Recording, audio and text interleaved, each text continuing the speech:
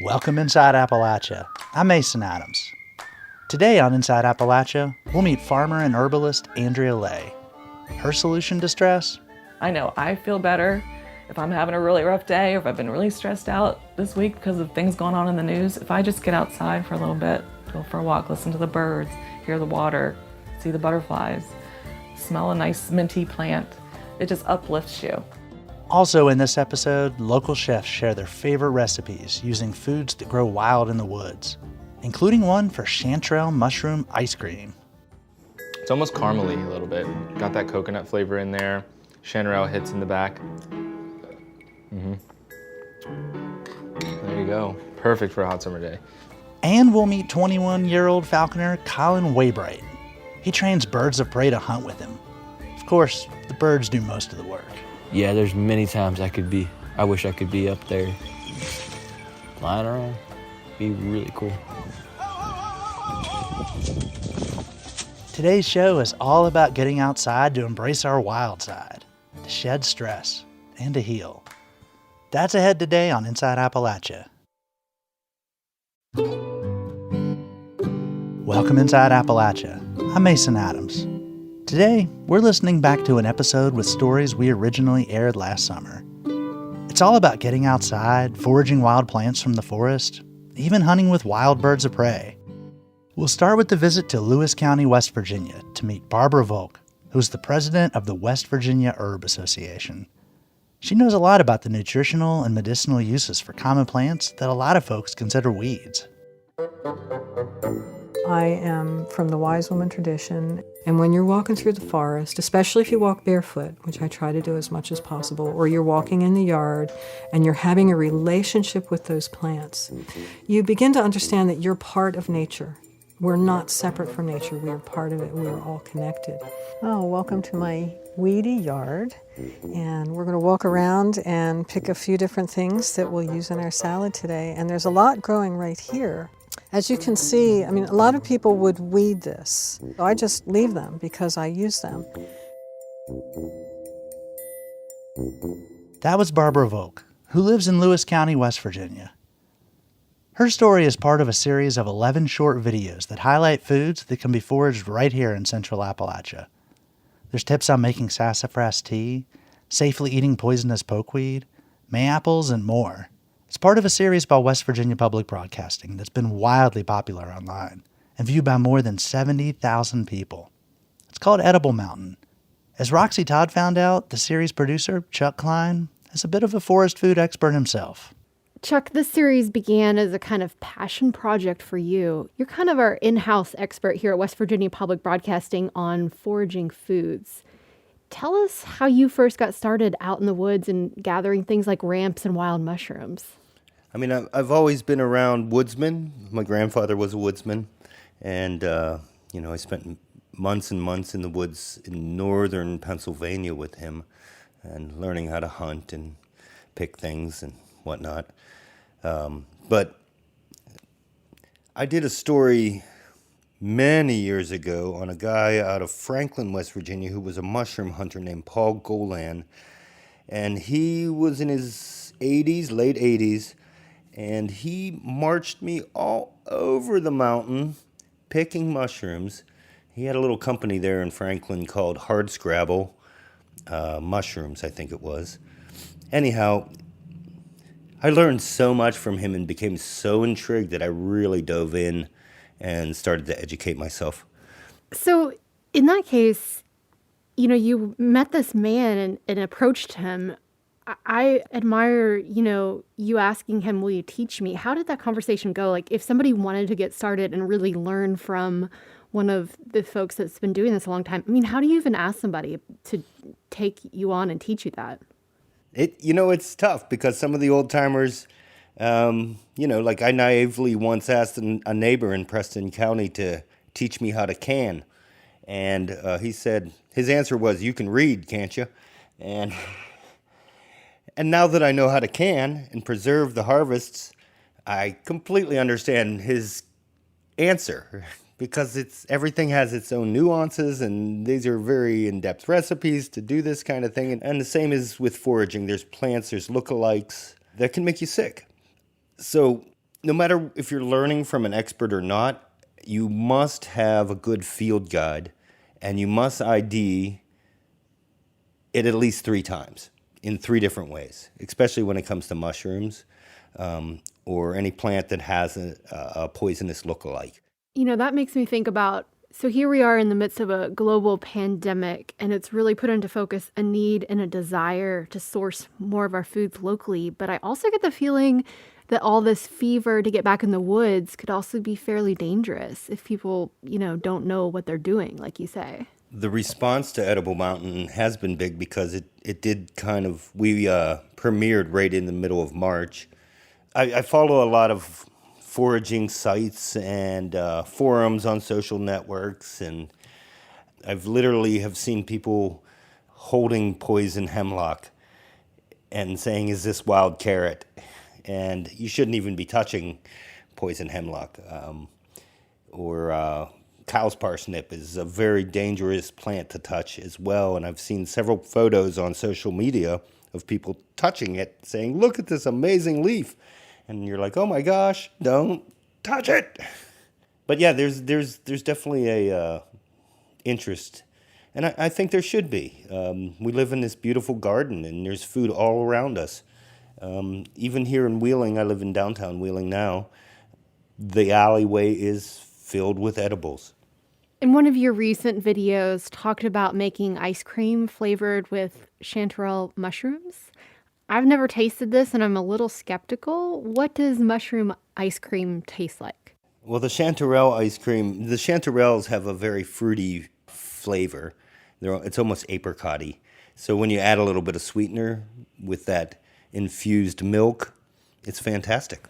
And it's bright yellow because chanterelles have that really luminous, bright orange color. So I imagine it's really beautiful. Very beautiful, very beautiful. The guy who did the chanterelle ice cream, William Padilla Brown, is just a genius, running around the woods of Pennsylvania, learning every time he goes out there, and he shares this knowledge, and he was just a hoot to be with. All I did was rinse these chanterelles in water from the sink, and I'm gonna go ahead and simmer them in some milk. Just put this on medium-low heat and let this simmer, and what's gonna happen is that the chanterelle essence, the smell, the aroma of the chanterelles is gonna infuse into this milk.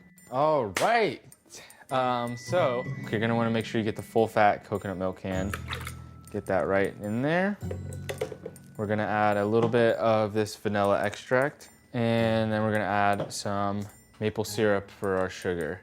All right, and then we're gonna blend this first by itself, and then we're gonna add our chanterelle extract mix. I'm gonna strain out some of the milk in there, and I'm gonna add just a little bit of chanterelles. It'll help give it that nice golden color.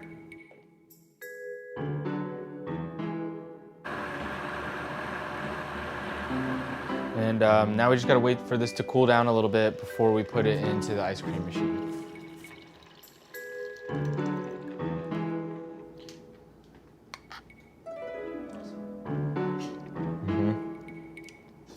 It's almost caramely a little bit. Got that coconut flavor in there. Chanterelle hits in the back. There you go. Perfect for a hot summer day.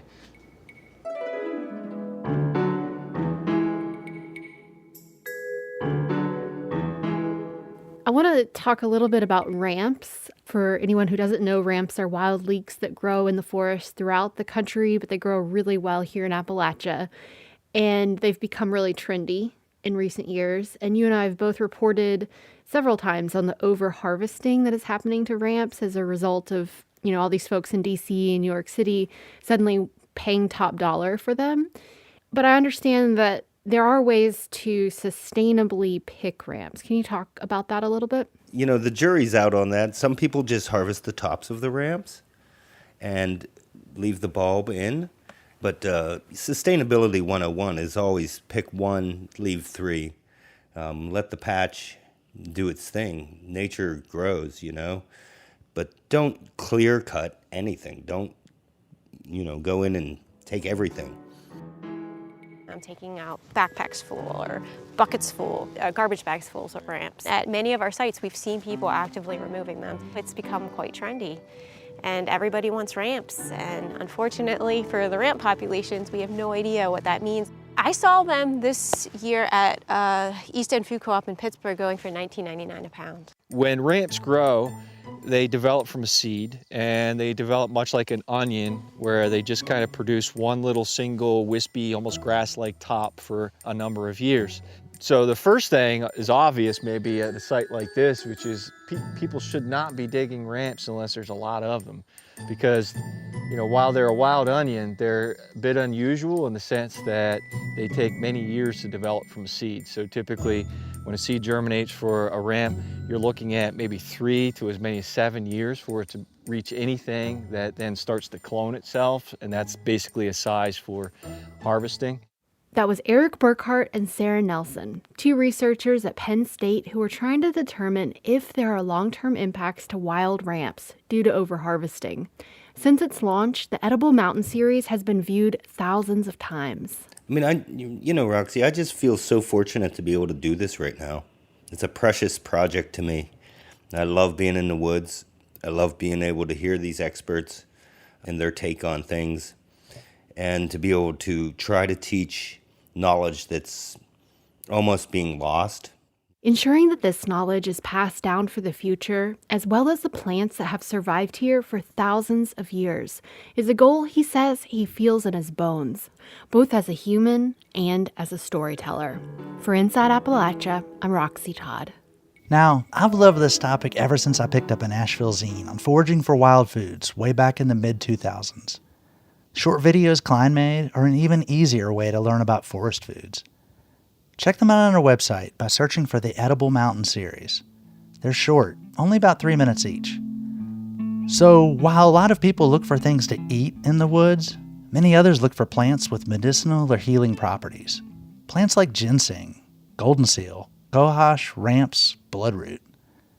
All of which are valuable, well-known plants that grow wild. Maybe you can even identify them. But some of these plants face threats today because of things like overharvesting, habitat loss, and climate change.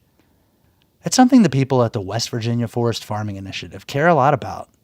Their organization is teaching folks how to raise these botanicals on their own forested land as a source of income and as a way to preserve the forests. As Folkways reporter Heather Nide found out, the organizers are getting help from local experts.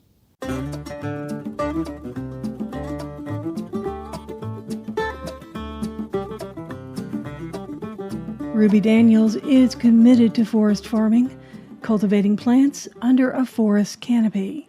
She sees it as a way to help her community and give back to the land. By conserving endangered plants like ginseng or blue cohosh or black cohosh, false unicorn, all those things could be repopulated in this area that has been decimated by mountaintop removal, coal mining.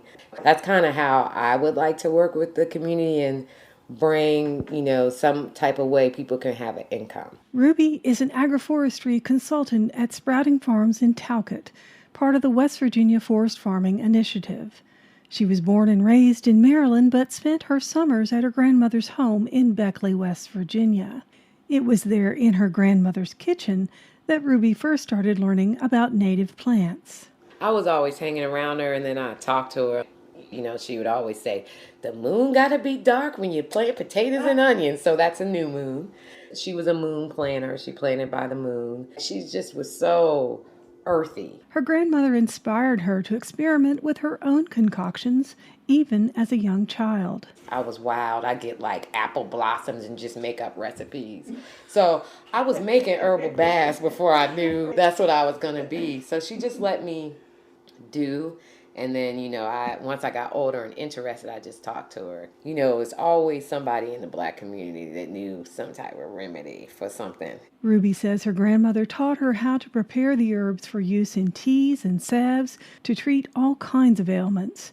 When she began working on a master's degree in therapeutic herbalism, she started connecting her grandmother's lessons with the science behind the folklore. Definitely the education kind of gave support to what the old people were already doing. So it just gives you a deeper way of looking at it, to figure out why is that good? Why do they say take black cohosh with postmenopausal symptoms. Why is that good? And then with being in school, I could see, it works on a receptor in the brain, and that it turns on and off.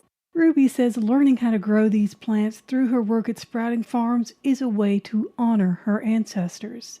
She's a descendant of enslaved Africans brought to Virginia in the early 1600s. They brought with them a vast knowledge of herbal medicine, but weren't allowed to use it. In Virginia in the mid-1700s, enslaved people were forbidden to use herbs, a practice that was punishable by death, Ruby says. Now, when she makes teas or tinctures, she connects the science with the spirit. I look at traditional things, I look at traditional remedies, and then I also just add the new scientific stuff. I also use spirit. I listen to my inner healer. Commonly, I might say, this person might need peppermint. But when I really work with them, another herb is calling to me, and I add that. When it all comes together, that formula makes sense for them.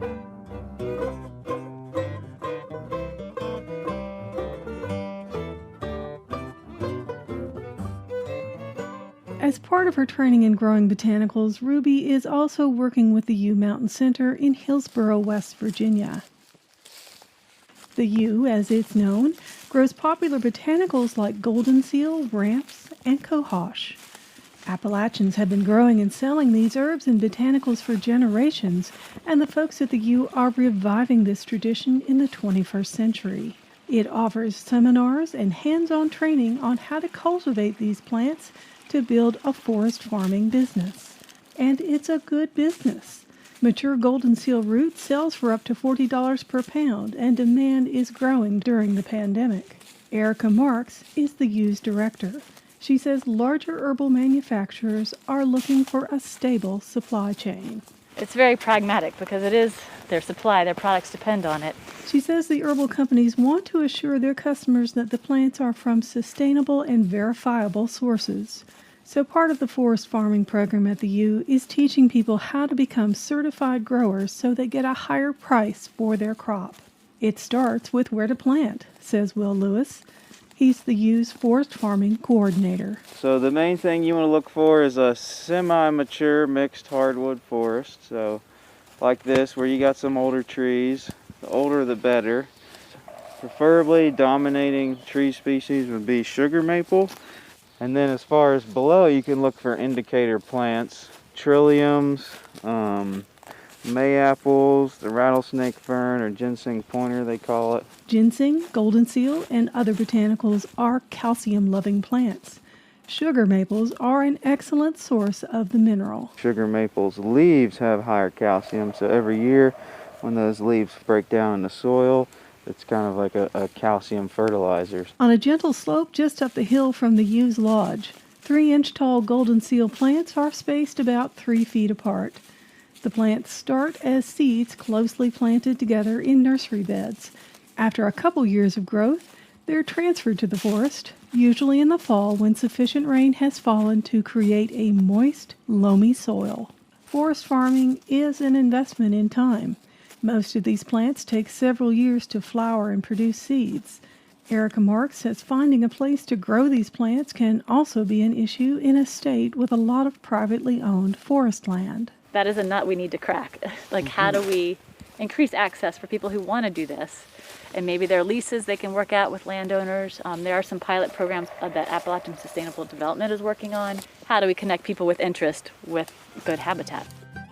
Marks says the forest farming program at the U is still pretty new, so they get a lot of help from veteran botanical growers like Ed Daniels, no relation to Ruby Daniels.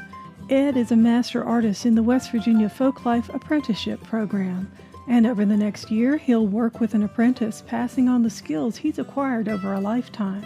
He and his wife Carol own a forest farm near Pickens, West Virginia, and produce a variety of botanical oils, tinctures, and salves that they sell online and in some local stores. Of all the botanicals Ed grows on his farm, he's most passionate about ginseng. Now in his 50s, he's been a sanger or ginseng digger for decades. As a young kid, I grew up in a poor lifestyle. Ginseng was a way for me to earn money to get my school clothes and shoes and jeans and such. When I turned 15, I was like, boy, if I could get $500 or $600 at one time, I could get me a car. Ed admits that desire for a car led him to take more of the wild ginseng than he should have. He says as he got older, he saw the effects of overharvesting. Areas where he used to find wild ginseng were depleted. To atone for the mistakes of his youth, Ed says he plants about 70,000 ginseng seeds every year. We have several different approaches here on our farm. I've got the raised beds that those roots, I put some big roots in. They're going to change because that's loose soil, but I'm going for big tops, big berries. Those are my seed producers. Now the longevity guys that I'm going for character and medicinal, they're planted in a hard compacted soil and they don't get very big. Mature ginseng plants produce a tight cluster of bright red berries. After the berries ripen and fall off, the plant is left with a scar near the top of the root. Ed says the scar on a fresh root is proof the plant was harvested in season. That's important because ginseng can only be legally harvested in the fall. It's the most highly controlled botanical in West Virginia, and it's by far the most lucrative. Ed says in the current market, high-quality dried ginseng root can fetch up to $800 a pound. But he's also interested in what ginseng can do for those suffering from opioid abuse. I'm treating 3 guys right now in the town that I live in who have suffered and are currently battling opioid addiction. Their doctors took them off, and they're using our CBD oil and the ginseng tinctures. Ed says the ginseng is helping the men to wean themselves off of the opioid drugs. Ginseng has been used for thousands of years in traditional Chinese medicine to treat a variety of conditions, but there's only a handful of Western studies looking at the impact of ginseng on easing opioid withdrawal. Ed says he doesn't claim to know how it works, only that he's seen results. It gives us a warm feeling when someone uses it for the first time and say 2 or 3 weeks later gives you a good testimony saying that what a change it's made in their life and comfort, and they're now able to sleep at night. Ed says he's happy to pass on what he's learned over decades of growing botanicals. He sees it as a way to earn a living from the forest while preserving it for future generations. For Inside Appalachia, I'm Heather Nyaday. Since Heather originally reported that story last year, the Forest Farming Initiative has continued to grow. The group had a field day this spring that sold out and attracted people from 9 different states.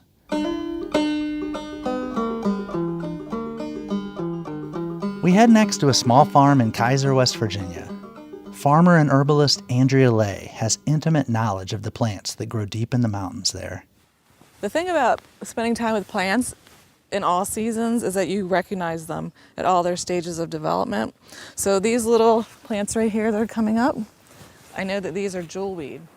Once you start learning about plants, it just snowballs.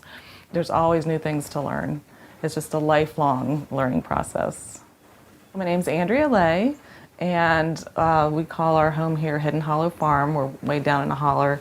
So we're in Mineral County, West Virginia, outside of Kaiser, West Virginia. So a holler is a low spot. We have on our land, we have 75 acres, but it's mostly just hills and hollers. There's one main holler that goes through the middle. So it's just a hollow. It's like a low spot between ridges. And this spot where we're at right now is completely different environment than where our house is up on a hill, where the soil is just very thin. It's a lot of shale, and the plants are different up there. Things bloom. It takes them longer to bloom, so it definitely is a little microclimate down here. And you can feel in the summertime, when we come down, you can feel the cool air as soon as you come down to the bottom. Yeah. Yeah, well, there's, dozens and dozens, up to probably 100 plants growing here. And I would have to say they all have value, whether it's for us or for the pollinators. This is a plant called wingstem that's coming up here. And it's kind of a slow grower, but by late summer, early fall, it'll be this high with lots of really pretty yellow flowers on it, and that's a great late season food source for the bees. So actually in this spot, there's quite a few nice plants here. This is chickweed. This is a pretty common weedy plant. I like to put it in salads. It's edible and it's also medicinal. I put it in oil to make salves. Chickweed's very cooling, so you could just mash it up and apply it as a poultice. It's really a multi-purpose plant. What was taught to me about gathering plants is you always are very mindful when you're doing it. Not only does it help you know that you're definitely picking the plant that you think it is, but you're focusing in with that plant's energy. It's a mutual exchange of energy. So the native people would leave some sort of offering when they gathered plants. Sometimes it would be cornmeal or tobacco. Tobacco is a holy plant. And a lot of my teachers did teach that as well. I had one teacher that would leave like a strand of her hair. She would like just pull out some hair and leave it. And when you are gathering plants, if you find a big stand, definitely you only take a small portion and you leave the grandmother plants, you leave the older plants out of respect. So when I'm gathering plants, when I'm making medicine, I am thinking about the plants. I thank the plants either verbally or just in my head. And I'm also thinking about the people that are going to benefit from this plant. So when I'm making a tincture or even a tea, I'm kind of trying to focus my energy on that. I saw something else. Okay, so this is the plant I want to gather today to make some tincture. And this is called cleavers. It's a gallium species, and it has little prickles on it. You can kind of feel. And cleavers is a nice medicinal plant for moving the lymph any time of year if you have lymph stagnation. And it's just a really cool plant. We can't separate ourselves from nature. I mean, we really can't. And when we do, that's when a lot of problems come in. I know a lot of kids that live in poverty. I work with them and families, and they just don't have either the time or the ability to get out in nature. They're inside all the time. They're on video games. Nothing wrong with video games. There has to be a balance though. But they're finding that even an hour spent outside interacting with nature can help calm somebody. I know I feel better if I'm having a really rough day or if I've been really stressed out this week because of things going on in the news. If I just get outside for a little bit, go for a walk, listen to the birds, hear the water, see the butterflies, smell a nice minty plant, it just uplifts you. And it kind of brings you to the fact that, we're living on this planet. We're not isolated. We're all part of this. And nature is always going to be important for people if we're going to survive. That was herbalist Andrea Lay, who lives outside Kaiser, West Virginia. She makes herbal medicine from plants she harvests on her property, called Hidden Hollow Farm. That story was produced by Leah Scarpelli and Michael Snyder as part of the Mountain Traditions Project. We've posted a link on our website where you can see photos and learn more. It's at wvpublic.org. Up next, we'll travel underground to explore Appalachia's vast caves and learn about a mysterious lake that's now filling with water after being mostly dry for 11 years. Learn about the lake with a connection to the movie Dirty Dancing and how it became more of a puddle for years. That's all coming up after the break. You're Inside Appalachia. I'm Mason Adams. We'll be right back.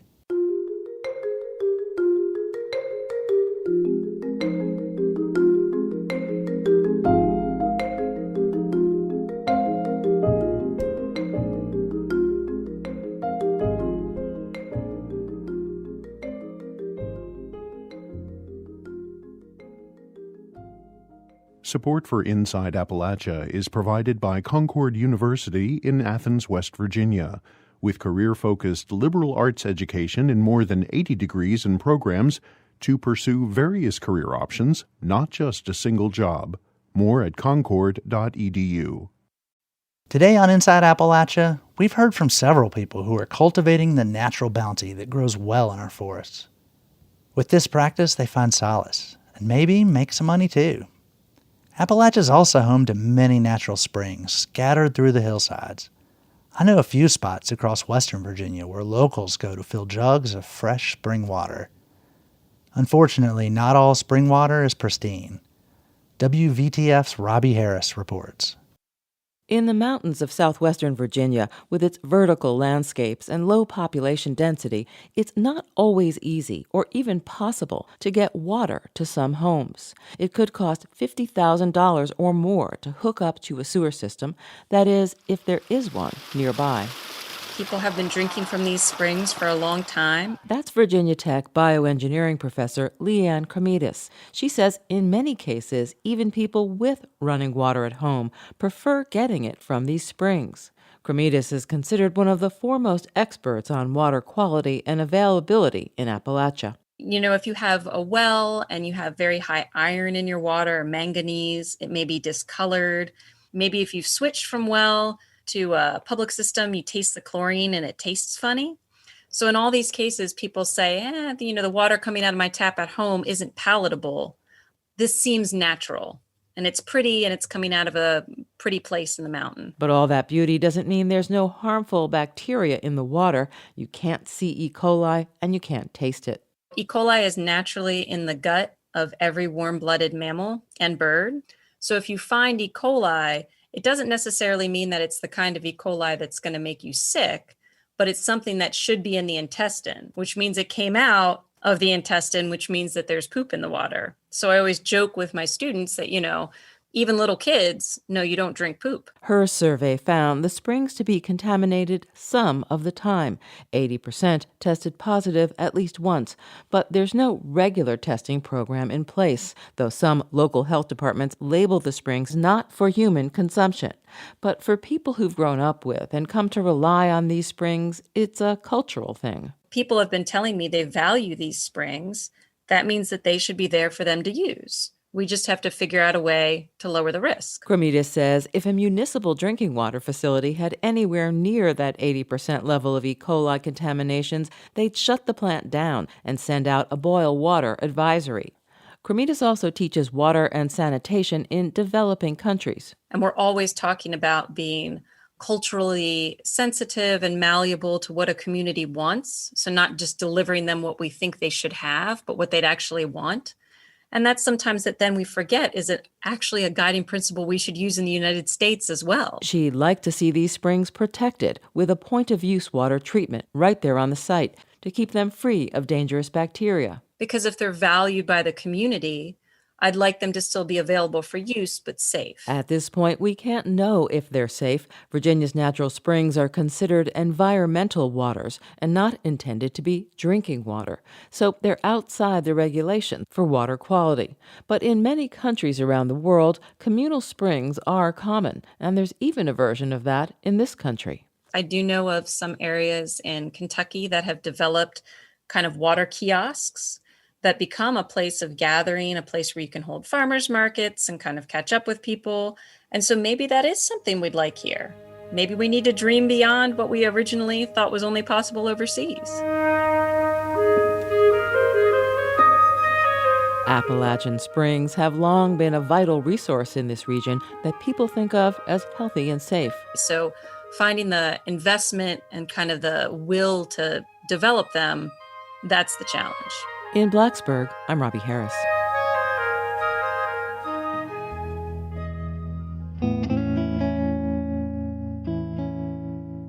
We live in a region that's renowned around the world for its mountain beauty and natural treasures. And so much of that's based on water. From floating whitewater rapids to touring natural springs, Appalachia's hollers are dotted with creeks and waterfalls. A lot of water also runs just beneath our feet. That's because the region is home to a lot of karst. Karst is a landscape where rock and water intersect to make features like sinkholes, sinking streams, and, as we'll hear in our next story, vast underground caves. Reporter Robbie Harris found a karst expert who guided her through some of the caves in southwestern Virginia. In many rural areas of Virginia, natural springs supply lucky landowners with drinking water in seemingly endless supply. But karst protection specialist Will Orndorff says it's not that simple. People always have this attitude that springs are this magic gift to humankind that's just an open faucet to an infinite water supply, and that's just not the case. If climate change brings more frequent storms and hotter summers, as predicted in models for the region, he says, water resources are going to change. One of the things we anticipate as a result of climate change is that aquifer levels will be decreased. Seems counterintuitive that more rain would deplete aquifers, but because warmer temperatures would extend the growing season, plants will take up more water. That means less water reaching the underground karst. The net effect is going to be less water makes it to the cave, ergo less water makes it to the aquifer. So over time we expect the rivers and streams and wells that are supported by infiltration of water into karst is probably going to be decreased as a result of climate change. Thanks to the karst formation, caves are abundant in Virginia. Here we are, we're actually in the bottom of a sinkhole. This particular sinkhole is formed by the collapse of a cave. And we're going to go into the cave in a minute. Orndorff explains that when you see a sinkhole, you can be pretty sure there's a cave below. Hey, just watch, there's a hole here, so you want to kind of keep your butt up there and your feet over here if you don't want to slip down the hole. Definitely not. There we go. Wow, thanks for pointing that out. Sure. After a lot of crouching and shimmying over gray-green mud with rocks blocking our way, we find ourselves in a large underground space with streams flowing throughout the cave. When you shine a light, you see small pebbles shimmering in the shallow water like a granite countertop. The karst terrain is fragile and changeable, the limestone and dolomite having been eroded by water since at least the Ice Age, leaving holes and cutouts in the rock. Orndorff calls it the Swiss cheese. So Swiss cheese isn't just cheese and it's not just holes, right? It's the cheese with the holes. So that's what karst is. It's a landform top. Like a desert's not a mineral, a desert's not a rock, a desert is a landform. This room we're in right here, if you look at the wall in front of us, if we had a time machine and I was to be able to take you back here 10 years ago, you'd see about 600 little brown bats, all in clusters up on the wall in front of you. Millions of bats in this country have died due to white nose syndrome. The bright spot of all that is that we don't have evidence that any of these bats have gone extinct yet. And here and there, we have populations that seem to be stable or increasing. But this cave has had nearly 100% reduction in the number of bats. There's a meter on the cave wall to check for bat activity. It's required for the Mountain Valley natural gas pipeline that snakes through this area.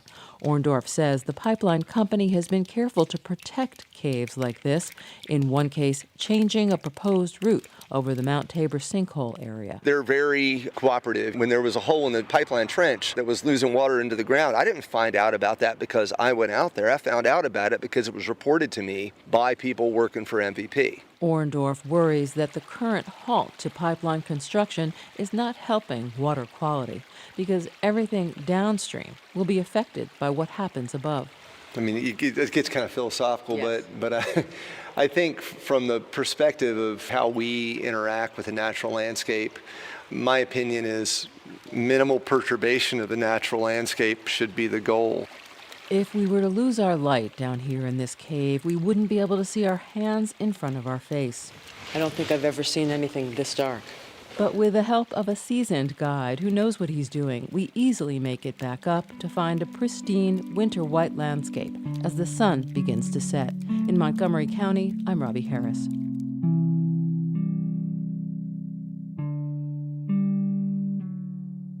Robbie Harris is a reporter based in Blacksburg, Virginia. That story originally aired last year on WVTF. The karst expert we just heard, Will Orndorff, said workers building the Mountain Valley Pipeline told him about leaking water in one cave. The MVP is a 303-mile pipeline being built to transport natural gas from northern West Virginia across the mountains to southern Virginia. The project cuts through karst topography along the way. The pipeline will cost more than $6 billion, nearly twice its original estimated cost of $3.7 billion. And it's running 4 years behind schedule. And now it's delayed again. State regulators in Virginia and West Virginia have until near the end of 2021 to consider permits for the pipeline across streams and wetlands. While we're talking about water flowing underground, you might have heard of Mountain Lake. And if not, you've probably seen it. You know, the best place to practice lifts is in the water. And it's bend your knees. And go. Good. Good. Now hold the position. Hold it. Good. Don't break. Don't break.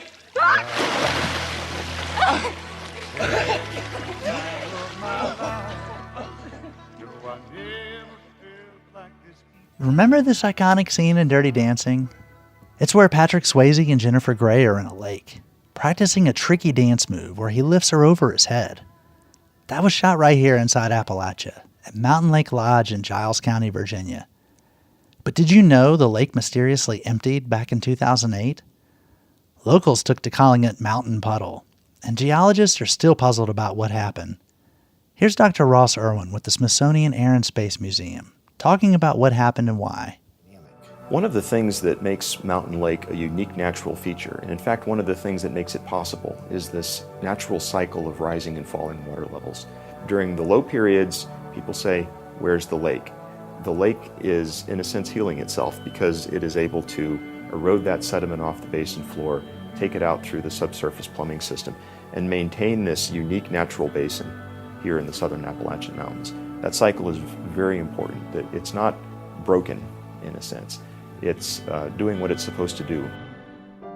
You can find a full video about the phenomenon of Mountain Lake in Western Virginia on our website at wvpublic.org. Time of my life.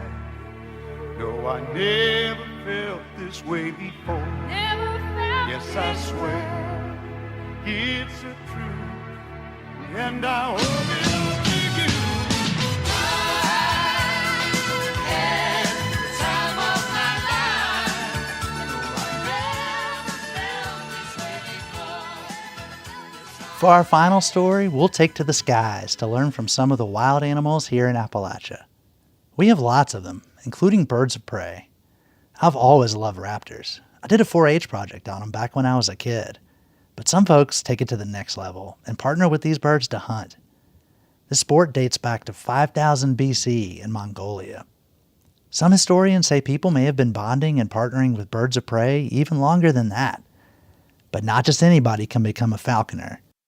Master falconer Mick Brown has been practicing falconry for 18 years in Ohio and all over the U.S.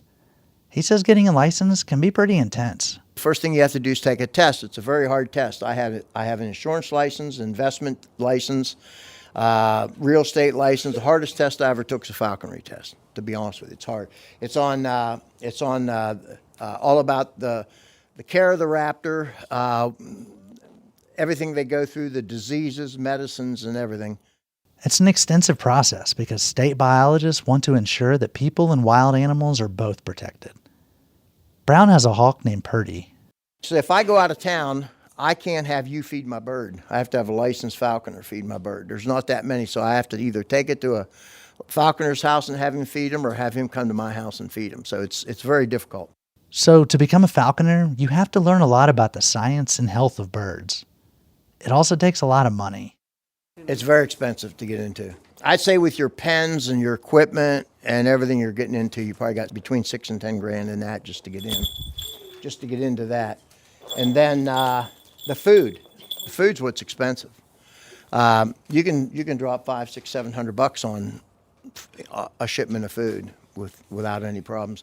And then, like what happened to me a couple years ago, my freezer died and I didn't know it. Just after I got all of it filled up, and it died and I lost all that food.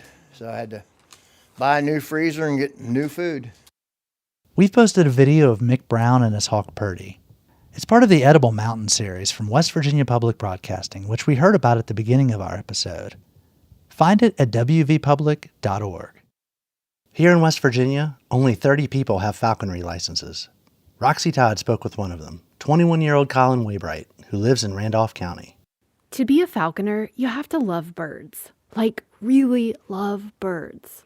You can tell by the way Colin Waybright talks about birds with such admiration and affection that he fits the bill. The way I got started is I went to a hunting fishing day celebration at Stonewall Resort.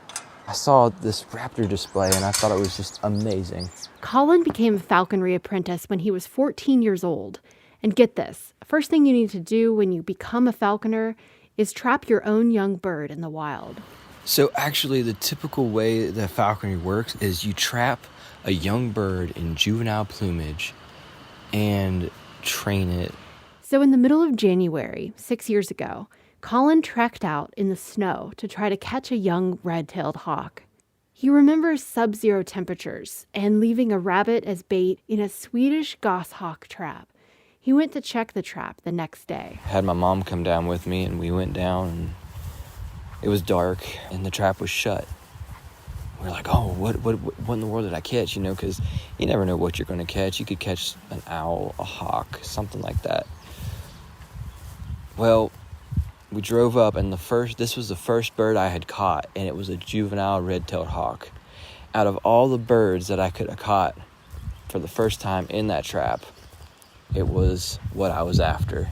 And that is just amazing to me to this day. He named that red-tailed hawk Ace. He loved that bird. Colin spent like all his time training Ace and hunting with Ace. His mom says they were nearly inseparable. Falconry requires forming a strong bond with a bird of prey. Hawks aren't motivated to hunt on command. They hunt for the same reason a hawk does in the wild, because they're hungry. That means a falconer has to keep close tabs on their bird's weight, making sure they don't get overfed, but also stay healthy.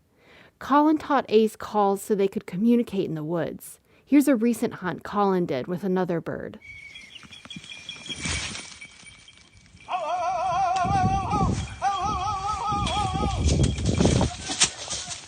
That's a typical sound a falconer makes to signal to their hawk that an animal they're hunting is getting away. In this case, a gray squirrel. The hawk knows through training to watch their human, well, like a hawk, to gauge where the squirrel is. Colin will walk through fields and forest, and the bird follows, flying from treetop to treetop, scanning for prey. They hunt together like this, but the birds really do most of the work. Colin usually lets his hawks eat the prey after they kill it. He got very attached to his first bird, Ace. They hunted together like this, just the two of them. In the wild, half of hawks die in their first year. If they survive past that, hawks typically live another 9 or so years. But if a falconer is feeding them, they can live for up to 3 decades. Colin's hawk, Ace, wasn't so lucky. Ace ended up passing away in the second season I flew him. He was fine one day, doing some training. Then the next day he was acting a little bit slow. Next day there was clearly something wrong. Called the Raptor Center. The West Virginia Raptor Rehabilitation Center in Fairmont advised Colin, trying to determine what was wrong with Ace. The next day he had passed away. So that's one of the hardest things ever. Colin says the veterinarians told him Ace probably died from a genetic disease. Colin says losing Ace like that so suddenly was the toughest thing he's faced as a falconer. Since then, he's trained 8 birds of prey. Like most falconers, he loves watching the birds hunt. But even more than that, he just loves watching them fly. At times, it's like he vicariously gets to fly himself. I definitely have wished quite a few times that I could fly. I mean, you see the hawks and you see all the other birds doing it as well, and they all have different flight styles. And it's amazing, but the flight style that's probably the most just fun to watch is the vultures. They're just so effortless. They can just soar on thermals, and whenever it gets a little windy, they just kind of tuck their wings back a little bit and go into it.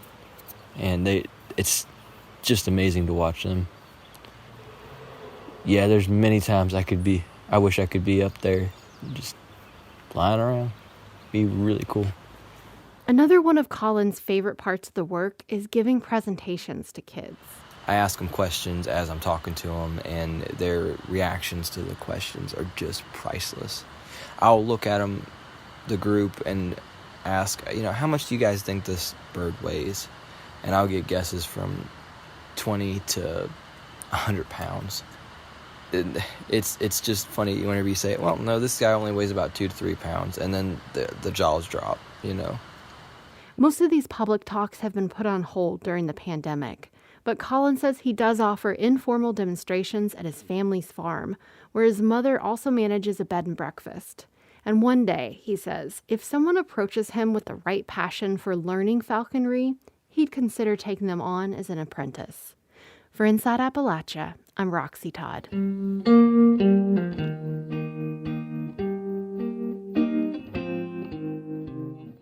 have been a few updates in Colin's life since Roxy reported that story. Colin has worked his way up to now having his master falconry permit. He's also getting married this summer. And he's sponsoring an apprentice, a man who'd previously been learning falconry 16 years ago. Now, Colin is helping him get back into it.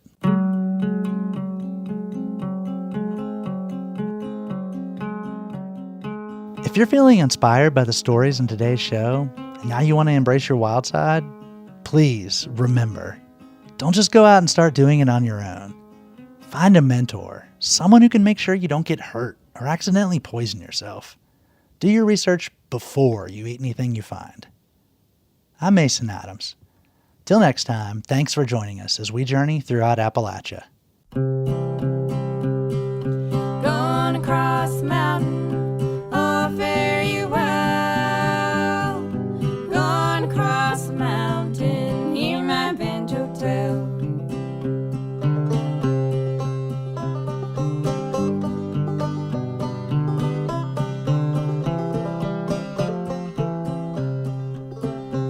I got my rations on my back, my powder it is dry.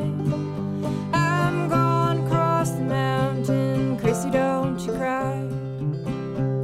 I'm going across the mountain to join the boys in blue. When the war is over, I'll come back to you.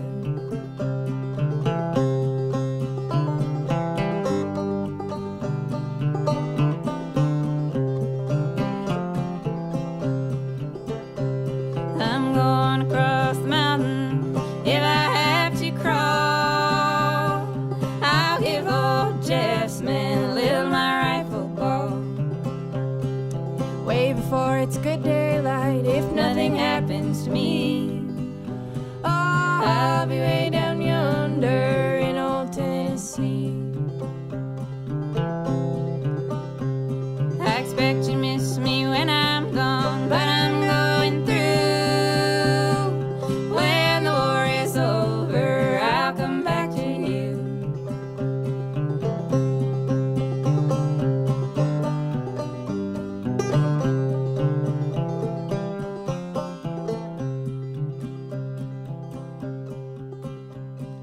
Going across the mountain, oh, fare you well. Going across the mountain, oh, fare you well. We had help producing Inside Appalachia this week from WVTF Radio IQ, my home station. Also the Mountain Traditions podcast, which is funded by the Community Trust Foundation. Special thanks to the West Virginia Folklife Program at the West Virginia Humanities Council. Our theme music is by Matt Jackford. Other music this week was provided by Blue Dot Sessions, Anna and Elizabeth, Marisa Anderson, Dinosaur Burps, Jerry Garcia, and David Grisman. Roxy Todd is our producer. Jade Arthur-Holtz is our associate producer. Glennis Board and Kelly Libby edited our show this week. Our executive producer is Andrea Billups. Our audio mixer is Patrick Stevens. Xander Alloy also helped produce this episode. You can find us on Twitter @InAppalachia. You can also send us an email to insideappalachia@wvpublic.org. Visit wvpublic.org/InsideAppalachia to sign up for the Inside Appalachia newsletter. There, you can also subscribe and download all of our stories. Or look for Inside Appalachia wherever you get your podcasts. Inside Appalachia is a production of West Virginia Public Broadcasting.